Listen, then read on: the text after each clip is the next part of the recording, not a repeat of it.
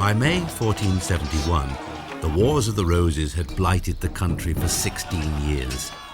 But now the Lancastrian cause lay in tatters on the bloody field of Tewkesbury. The Lancastrian nobility had been butchered during the battle or executed in its aftermath. Edward, Prince of Wales, was among the dead. Queen Margaret of Anjou was a prisoner of King Edward IV.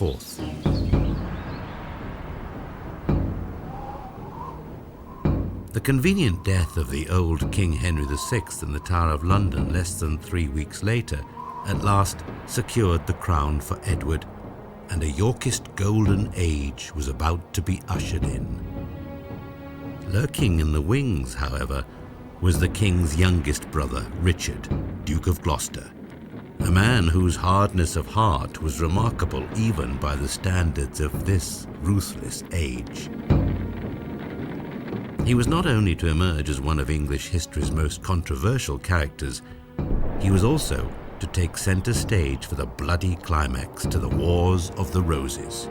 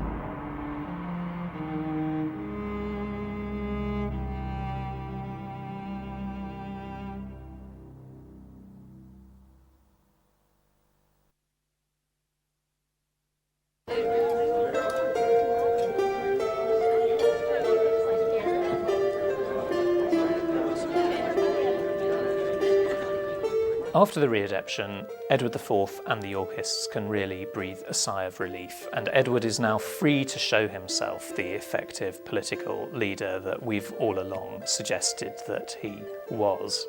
Edward's policies in the second reign were in fact almost exactly the same as in his first reign, but the absence of Lancastrian opposition meant that he was simply more secure and, to put it crudely, could perhaps get away with more. So now Edward could look forward to a long and challenged reign.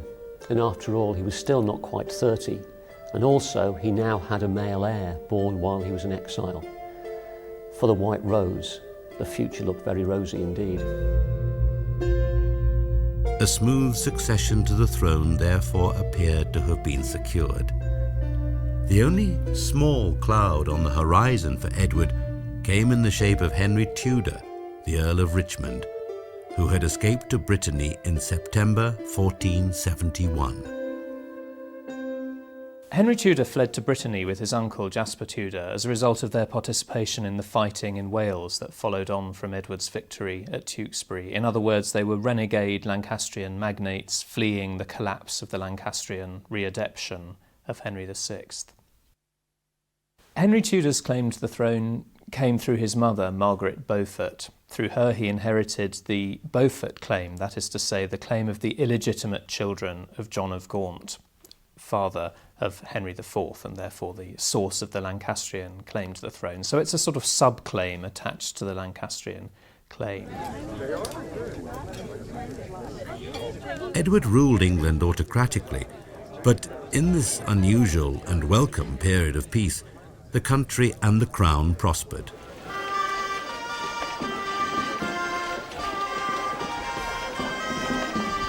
There was something of a commercial boom, a significant increase in imports and exports, and mutually profitable business relationships with bankers in London. Edward proved himself to be a generous and cultivated king, although he was, by all accounts, a notorious glutton and womanizer. One anonymous contemporary chronicler was obviously less than impressed. In food and drink he was immoderate. He sometimes took an emetic to gorge his stomach.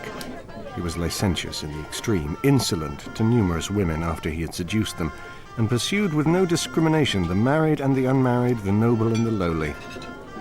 However, he took none by force. Edward took many mistresses, the best known of whom was Elizabeth Shaw, sometimes called Jane Shaw, the wife of a London goldsmith. In all, Edward fathered at least 10 known illegitimate children.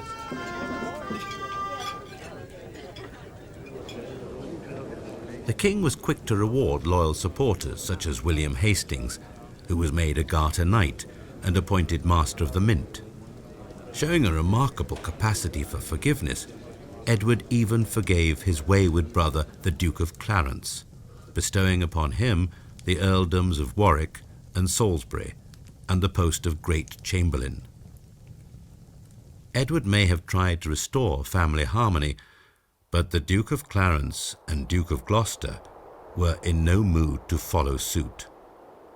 They had their own personal quarrel. Now, ostensibly, this quarrel was about the division of the Earl of Warwick's inheritance. Clarence was married to the elder daughter of the Earl of Warwick, and Gloucester in 1472 married the younger daughter. And this meant that Clarence would have to share the enormous Warwick/Salisbury inheritance, the Neville inheritance. However, I think there's actually a deeper cause to this quarrel, which arises from Clarence's own questionable behaviour in causing the readeption in the first place and the resulting insecurity that he felt when Edward was brought back to power in the 1470s. I think this made him rather jealous of Gloucester and rather nervous about Gloucester's influence, because Gloucester, of course, had supported his brother during the readeption, was now rewarded with lands in the north and had a very secure place in Edward's regime. Clarence was that little bit less secure, however friendly the king was to him on the surface. There were enough reminders of past troubles to ensure that Edward did not drop his guard, and in 1472 came proof positive that the country's military troubles were not over. This time, it was Lord Oxford who, with the help of Louis XI of France, harried Edward and forced him to act.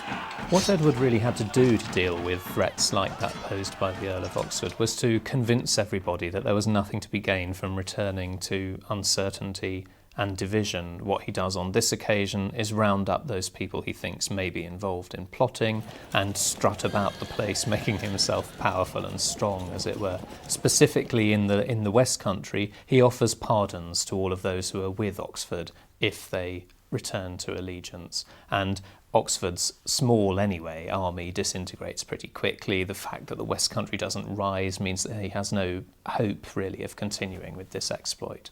And so he himself is forced to surrender fairly quickly. Lord Oxford's estates were confiscated and passed on to Richard, Duke of Gloucester. The enthusiastic Tudor propagandist William Shakespeare significantly shaped the popular modern image of Richard as a deformed despot, although there is little contemporary evidence to back him up. Richard may perhaps have been born with one shoulder slightly higher than the other, but he was certainly not the crookback so gleefully depicted in the Bard's play. I am that curtailed of this fair proportion, cheated of feature by dissembling nature, deformed, unfinished, sent before my time into this breathing world, scarce half made up, and that so lamely and unfashionable, the dogs bark at me as I halt them. He was, however, utterly ruthless and consumed by greed, character traits that were clearly illustrated by the shameful way in which Lord Oxford's frail, aging mother was physically bullied into signing her estates over to Richard. Such calculating behaviour was remarkable for a man who had barely turned 20.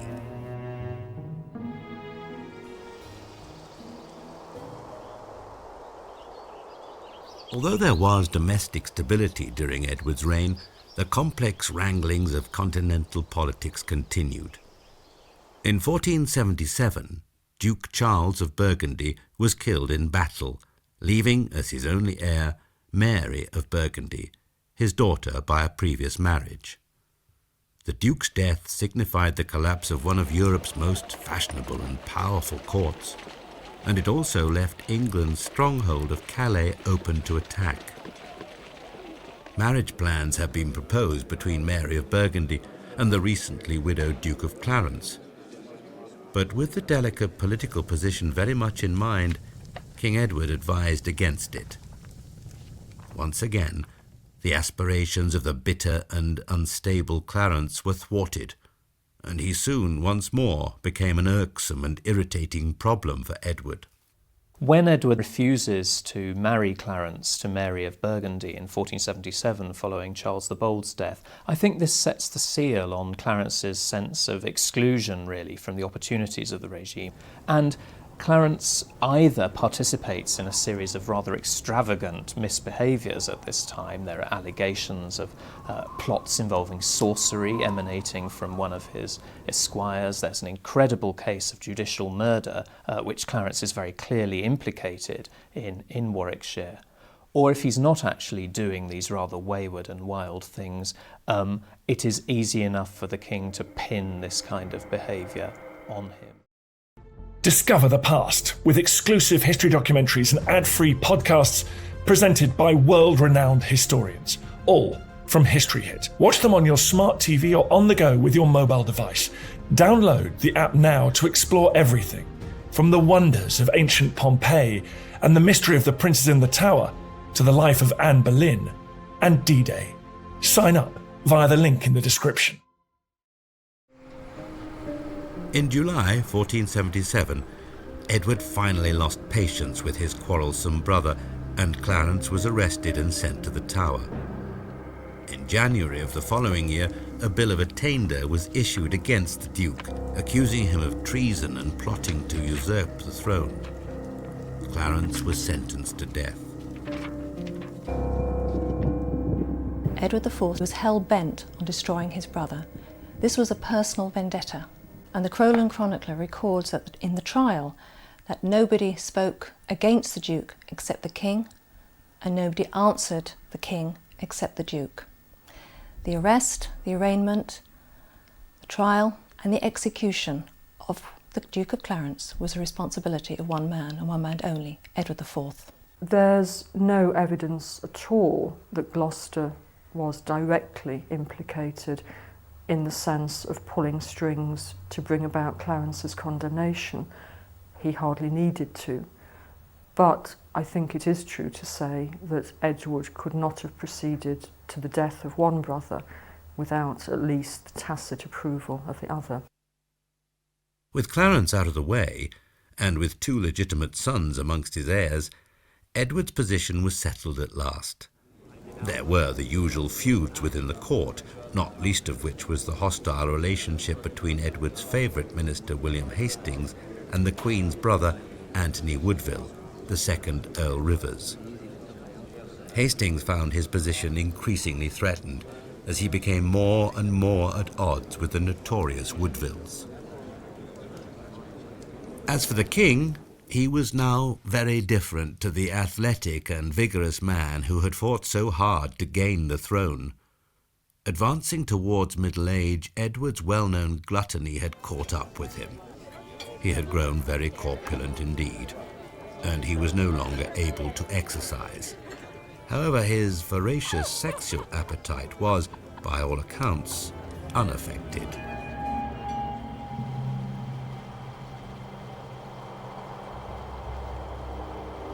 In March 1483, everything suddenly changed when King Edward was taken gravely ill after a fishing trip. Certain that he was on his deathbed, Edward laid careful plans for the kingdom. He named his eldest son Edward the Prince of Wales, only 12 years old, as the heir to the throne, nominating his brother, Richard of Gloucester, as Lord Protector during the boy's minority. On the 9th of April 1483, Edward IV died, aged 41, and an unknown chronicler recorded the king's dying words. Wherefore in these last words that I ever speak to you, I exhort you and require you all for the love that you have ever borne me, for the love that I have ever borne you, for the love that our Lord beareth to us all from this time forward, all griefs forgotten, each of you love each other. The chances of the king's last wishes ever coming true were, of course, very remote indeed. Edward's death must have led to extreme anxiety amongst courtiers and councillors, and there was so much bad blood existing between the people at the heart of government, between the members of the Woodville family and men like Hastings, who was the head of Edward's household. And there were other figures too. Richard of Gloucester, who was based in the north, his role had still to be decided, despite his brother Edward declaring him protector on his deathbed. The Woodvilles, and in particular Earl Rivers, the uncle to whom Edward was devoted, were far from happy with the idea of the Duke of Gloucester as sole protector. And so they ignored the king's last wishes, establishing instead a council of regency of which the Duke was merely a figurehead.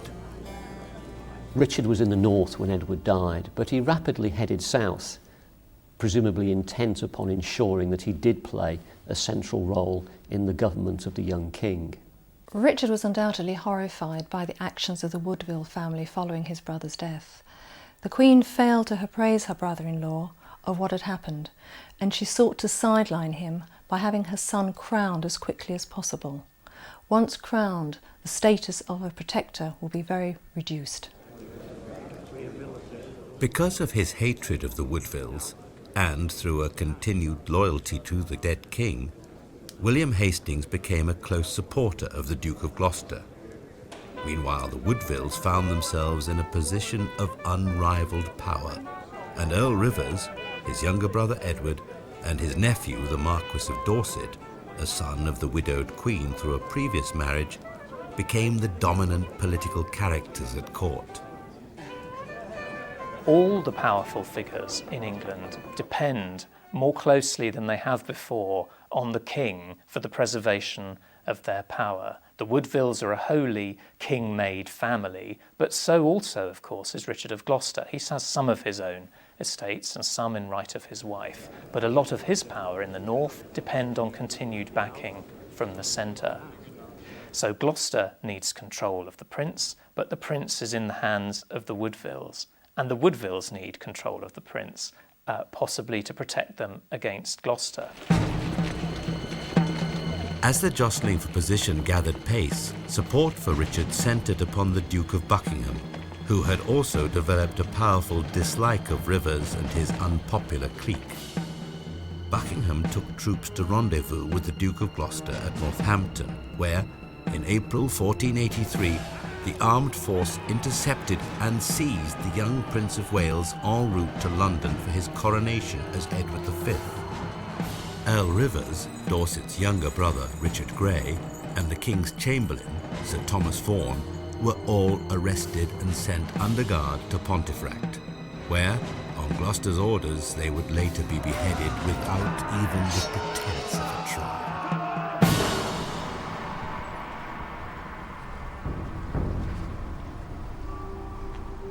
Edward IV's widow, Queen Elizabeth, received the news of her son's abduction with horror and fled with the 10-year-old Duke of York taking sanctuary at Westminster. Richard of Gloucester arrived in London with the young king on the 4th of May, 1483, and somehow managed to convince Parliament to confirm him as Lord Protector. It suited Gloucester to argue that to be protector was his right, and that was what was appropriate, and that was what would be good for the prince. And with the prince in his possession, I don't think anyone could really gainsay him. He moved quickly to identify the Woodvilles as a problem group and to remove them from power, and also to remove key allies of theirs. And he also moved quickly to build up the Duke of Buckingham in strength.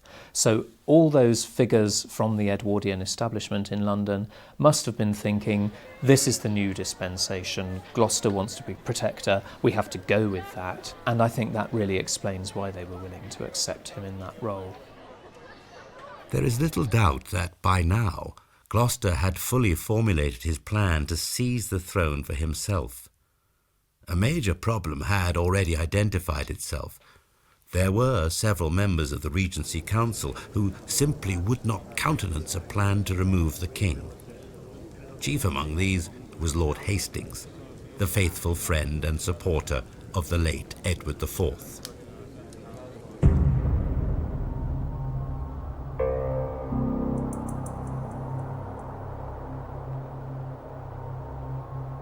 On the 12th of June 1483, Lord Stanley, another member of the Regency Council, is supposed to have had an ominous dream that was so disturbing that, in the middle of the night, he sent word to Hastings urging him to escape to safety.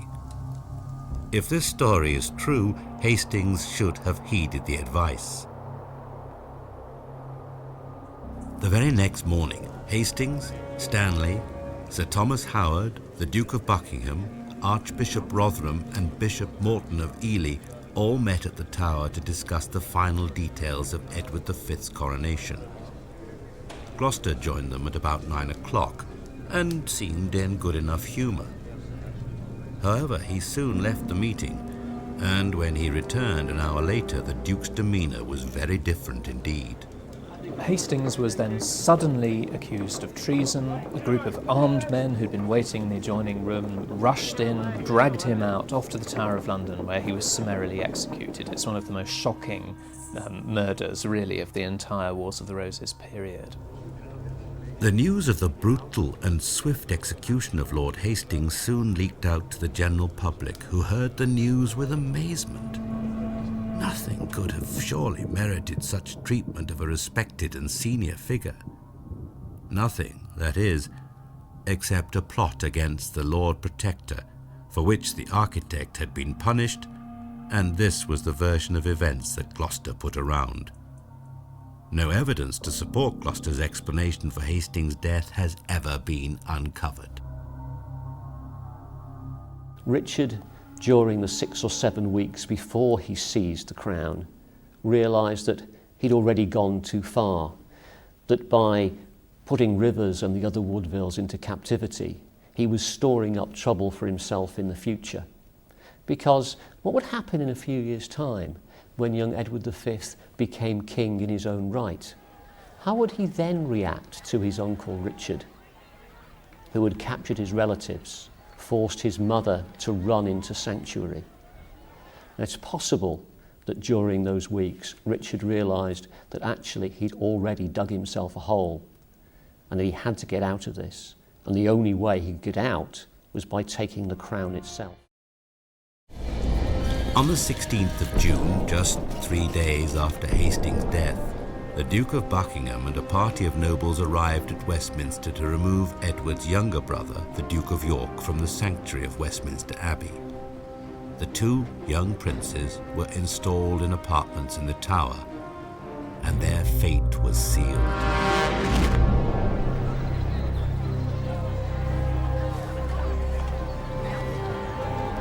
On the 22nd of June, 1483, a propaganda sermon by Dr. Ralph Shaw at St. Paul's Cross preached that, owing to a broken betrothal to Eleanor Butler, Edward IV's marriage to Elizabeth Woodville had been invalid, and therefore his heirs, including the current boy king, were illegitimate. It was, of course, an outrageous suggestion. Following the sermon, the Duke of Buckingham mounted his own carefully calculated smear campaign, condemning the dead king's sexual infidelities. 3 days later, a delegation headed by Buckingham formally petitioned the Duke of Gloucester to take the throne and rule as Richard III. Gloucester played the game to perfection, and at first modestly refused to accept the crown. But of course, he soon allowed the facade to crumble. Gloucester finally agreed to take the crown, and he was proclaimed king only a day later. He was crowned King Richard III on the 6th of July, 1483. The two child princes in the Tower would never be seen again. There is no positive evidence for the murder of Edward IV's two sons, the princes in the Tower, but they disappear from view very thoroughly in the late summer of 1483. And by far the most likely scenario is that Richard has had them murdered. There's no written evidence, no single document that allows us to pin the responsibility for the murders of the princes in the Tower upon Richard. And those that defend him will point that out. But there's other kinds of historical evidence besides documents. And I think the clinching argument for Richard's responsibility are the actions of those who were at the court in 1483. These were the members of Edward IV's household, the men who'd been loyal Yorkists for years. They now turned against Richard. Now, why should they do that? After all, some of them had fought alongside him at Barnet and Tewkesbury. This was a man they had trusted. And they turn against him, and they support Henry Tudor, somebody they didn't know at all. Now, the actions of those men seems to be the best evidence that at the time people believed Richard was responsible for his nephew's murders. His four main supporters, the Duke of Buckingham, Henry Percy, the 4th Earl of Northumberland, Lord Howard, now created Duke of Norfolk, and Lord Stanley, now surrounded Richard. Stanley's decision to make peace with Richard was influenced by his marriage to Margaret Beaufort, the mother of Henry Tudor. To defend himself from accusations of treason and protect the lives of his wife and Lancastrian stepson, Stanley agreed to back Richard's coronation as king. Despite events in London, Richard was still popular, particularly in the north. Clearly, he was greeted with delight in York in the summer of 1483 when he visited the city on progress. And there's other evidence from that summer of him being welcomed in other cities. But overall, we're really trying to build a big picture on small snippets of evidence. The really big, important picture is that Richard had already failed in the prime requirement of a medieval king. What a king was expected to do was to give peace and stability to his people. But by usurping the throne in June 1483, all Richard had done was condemn England to another 2 years of rebellion and uncertainty. It was impossible for King Richard to shake off the rumours that not only were the two young princes no longer alive, but that he had been responsible for their deaths. There were several opportunities for him to parade them in public in order to put an end to the speculation, but of course he did not do so. There was no escaping the fact that Richard had usurped the throne in brutal, bloody circumstances. Now, old Lancastrian sympathies among the English nobility were rekindled. The Red Rose had one surviving champion, a man whose own claim to the throne was tenuous, but strong enough to challenge Richard. He was Henry Tudor. The choice of Henry Tudor as the rebels' alternative claimant to the throne is inconceivable if it weren't believed that the princes were dead. Henry Tudor became the leader of the Yorkist Lancaster alliance simply because there was nobody else. The members of Edward IV's Yorkist household would much preferred to have rebelled in the cause of Edward V, but they must have known that he was dead, and so desperately they gave their loyalty to Henry Tudor. This was a case of better the devil that you don't know than the devil, Richard, that you do. Support for the reborn Lancastrian cause came from the unlikeliest of quarters. The Duke of Buckingham, doughty supporter and one-time henchman of Richard, added his name to the long list of English nobles who had swapped sides during the time of the Wars of the Roses. Why he did so remains unclear to this very day, but there is some evidence that he was influenced by the Lancastrian supporter Bishop Morton. Bishop Morton had been intriguing for some time with Margaret Beaufort, the mother of Henry Tudor, and almost incredibly, it was not too long before Buckingham had switched his allegiance and was backing Tudor's planned uprising. Elizabeth Woodville, the former Queen of Edward IV, secured more support by offering her daughter, Elizabeth of York, as a potential bride for Henry Tudor, strengthening not only the unlikely Yorkist-Lancastrian alliance, but also Henry's claim to the crown. The great uprising against King Richard was planned to begin on the 18th of October 1483. There were to be a wave of small-scale rebellions in the southeast of England, which included an army from Kent making a feigned attack on London that was intended to distract King Richard. Meanwhile, Buckingham's troops would join with Welsh forces in the West Country. It was planned that Henry Tudor himself would then land in Dorset with an army of Breton troops. The 1483 rebellion against Richard III never, in fact, came to battle. It dissolved, and one consequence of that is that many of the rebels survived to fight another day. The 1483 rebellion was such a disaster, it's hard to say that it ever really had much chance of success. It was blighted by poor communications right across the south. Then Buckingham, who was a late entrant into the rebellion, was caught the wrong side of the Severn by appalling weather conditions and had no chance to take part. And Richard's reaction was swift and effective. So the rebels scattered before any effective opposition had developed to Richard. The whole process was over before Henry Tudor appeared off the south coast. The Duke of Buckingham's treachery took him to the block in the city of Salisbury, while Bishop Morton, the man who reputedly had done more than anyone to convince Buckingham to switch sides, managed to escape abroad. The Croyland Chronicle recorded the Duke's end. The Duke was seized and taken to the city of Salisbury, where the king had arrived with a great army. He suffered capital punishment in the public marketplace of that city on All Souls' Day, notwithstanding the fact that it fell on a Sunday that year. Despite the failure of the rebellion, pro-Tudor feeling in the country continued to grow. Although Richard proved to be a fine administrator, he was simply an unpopular monarch.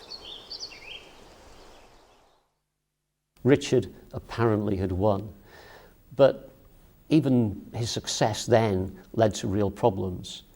The gentry who'd rebelled fled to join Henry Tudor in Brittany, leaving great gaps in the local government of the south of England. And Richard had a problem. How did he fill these gaps? His solution, in many cases, was to transplant his northern supporters to the south. Men like Edward Redman, whose effigy can still be seen in Harwood House in Yorkshire. Redman, whose lands were in the Lake District in West Yorkshire, finds himself in government deep down in the southwest. What was it like for that man to undertake such a role? We know what the Southerners felt. They were extremely hostile to these northern intruders, and all that did was just add to the hostility to Richard. In April 1484, personal tragedy came to blight Richard's life when Edward, his only legitimate son, died suddenly at Middleham Castle. He was just 10 years old, and the king and queen were overcome with grief at the boy's death. The Croyland Chronicle noted that the king learned how vain are the attempts to regulate his affairs without God. In April, his only son, on whom all hope of a royal succession rested, died after a short illness. You might have seen his mother and father after hearing the news at Nottingham, almost out of their minds when faced with the sudden grief. Within months, the Queen too had succumbed to illness, although there is little evidence that this time Richard was bereft. In fact, rumours circulated that he had poisoned the Queen in order to marry his niece, Elizabeth of York, Edward IV's eldest daughter. Anne Neville dies, of course, very suddenly at a young age, and that inspires rumours that she may have been done away with, but it's hard to see how it could possibly have been in Richard's interest to remove this young wife of his, who was still very much of childbearing age, when it would have mattered to him so much to try and obtain an heir. And he can solve the problem that Elizabeth of York is being betrothed to Henry Tudor, in Henry Tudor's own mind at least, by marrying her off to almost anybody else. He also would have been unlikely, I think, to want to marry somebody he had declared as illegitimate as part of his own claim to the throne. So it's a story that doesn't really add up. It's a slur against Richard, I think. If Richard had planned to make the throne more secure by marrying, he was to be sorely disappointed. There was outrage among the nobility and common people alike when the marriage was suggested, forcing Richard into the humiliating position of not only having to deny that he intended to take his niece for a wife, but also that he had poisoned the Queen.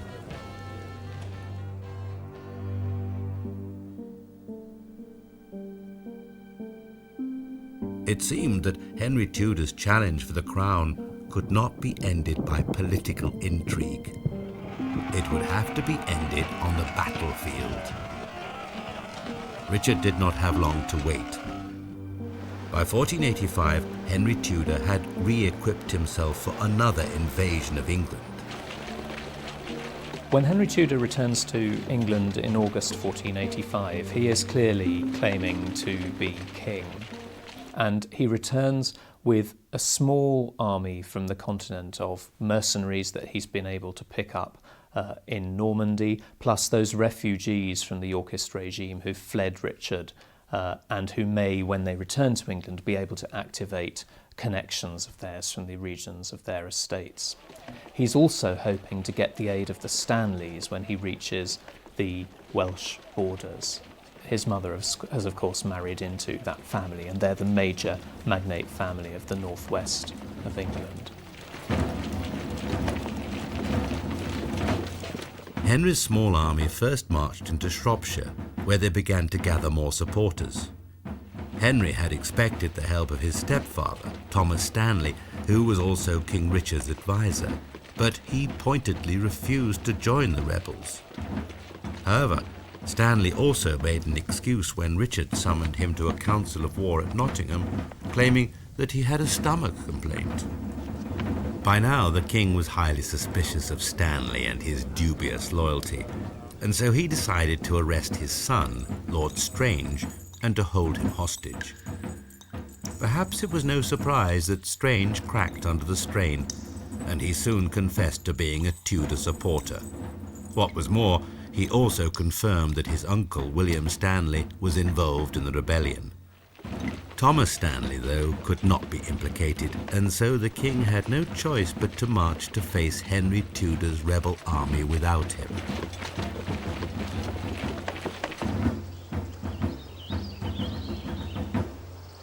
The positioning of the armies at Bosworth, and indeed the positioning of the whole battle, is a matter continually in dispute among historians, and there's been some very recent changes of view. But I think the basic picture of Richard at the top of a hill and Henry down below, but somewhat protected by an area of marshland, is nonetheless accepted.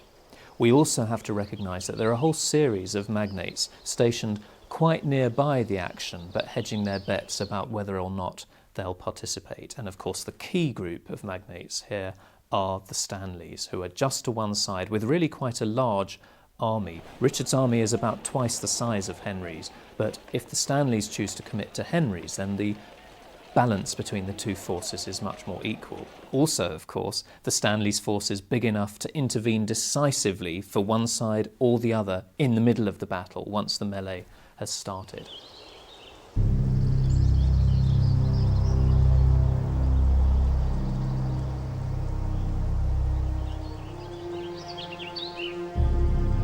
On August 22nd, 1485, King Richard positioned his army on the ridge of Ambion Hill near Bosworth in Leicestershire. They were atop a steep incline with marshland at the foot. And to Henry's troops, the royal army must have looked very formidable indeed. There was a body of archers commanded by the Duke of Norfolk with heavy artillery behind them. Beyond these were King Richard and his men-at-arms, backed by the Earl of Northumberland and his 3,000 northern troops. Surely Henry's men, with no real artillery and few archers, stood very little chance of victory. But the presence of 4,000 men-at-arms under the command of the Stanley brothers, Thomas and William, threw a rather different aspect on the coming battle. To which side would they offer their support? Richard was concerned enough to threaten the immediate execution of Lord Strange unless Thomas Stanley joined his ranks.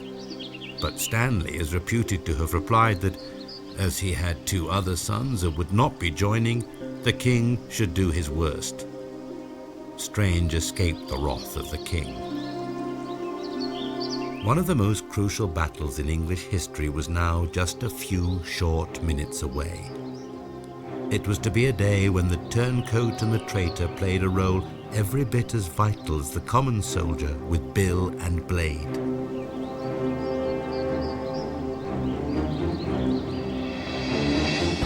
Soon, the ranks of the men under Richard's ally, Duke of Norfolk, and the Lancastrian Earl of Oxford were joined in a desperate life-or-death struggle.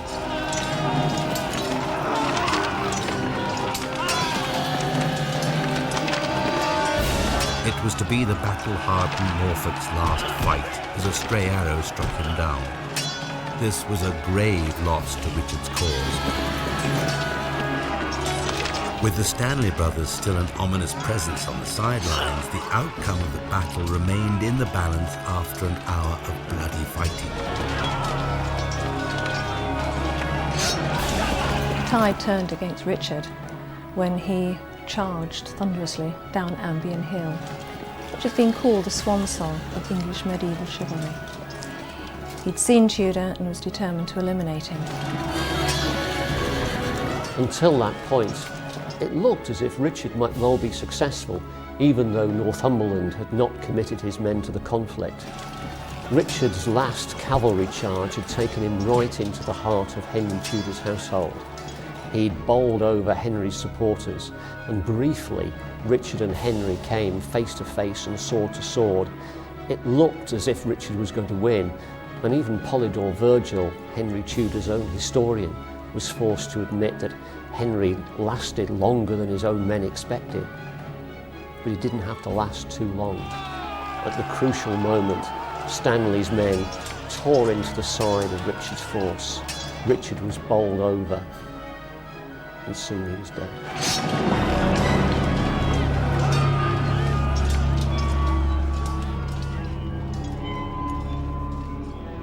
The story has it that when Richard died, the crown rolled from his head into the base of a thorn bush, and from there it was picked up and used to crown Henry Tudor, King Henry VII. Well, if you go to Westminster Abbey, you can see the crown in the thorn bush amongst the many Tudor badges on display. So there does seem to be a good chance that this legend, at any rate, is based on truth. There is no contemporary or later Tudor story that confirms that the crown was plucked from a thorn bush. In fact, it was found on the field of battle. If it had been plucked from the thorn bush, I'm sure William Shakespeare would have made much of it and created some lovely lines around it.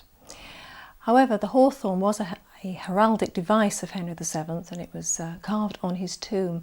So this was perhaps the inspiration for a later, perhaps a 17th or 18th century writer.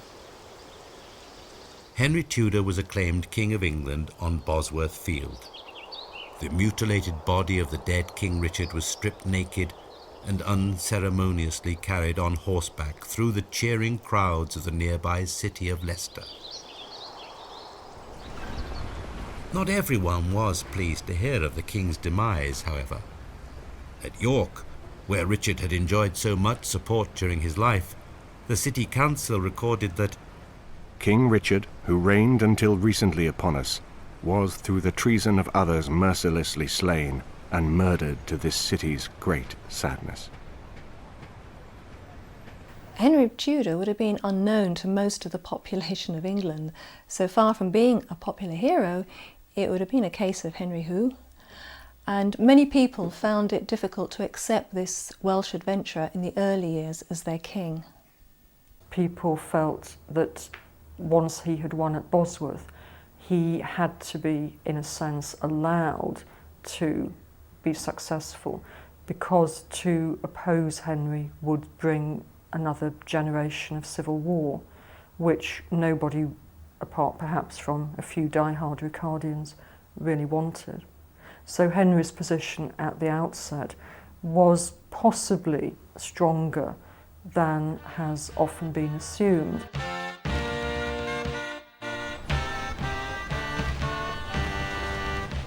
Henry Tudor was crowned Henry VII at Westminster on the 30th of October 1485. The following year, in fulfilment of his promise to his Yorkist allies, he married Elizabeth of York, the daughter of the Yorkist King Edward IV. Henry Tudor's marriage to Elizabeth of York, daughter of Edward IV and sister of the Princes in the Tower, seems to have been extremely popular. Essentially because it promised peace. It promised a bringing together of the families who had been in conflict for the last decades. Of course, it didn't ensure security. That would only come once a family had been born, once Henry had survived long enough to pass on the throne to an adult heir, and that obviously would take 20 years, and those 20 years took a long time in passing. The marriage was probably viewed as being extremely overdue, and that Henry was very slow to make good his promise. It took place almost 5 months after Bosworth, and consternation grew when the Queen was not crowned until November 1487. Evidently, Henry wanted to be known as a king in his own right, by conquest and by hereditary claim, and not merely as the husband of a predecessor's daughter.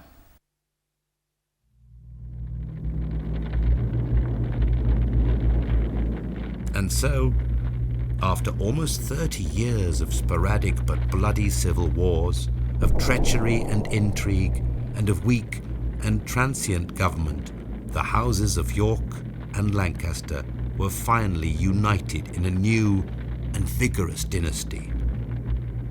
A final rebellion contrived by die-hard Yorkists was successfully put down by the new Tudor regime at the Battle of Stoke in 1487. The Wars of the Roses were finally over.